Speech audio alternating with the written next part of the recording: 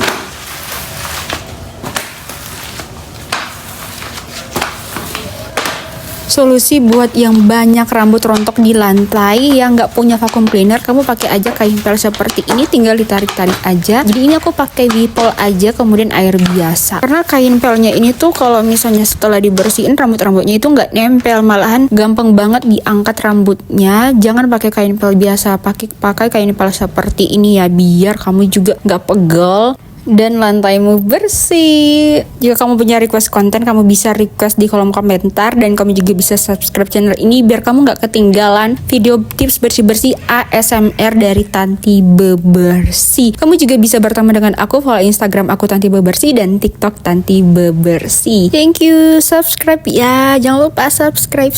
Thank you. See you.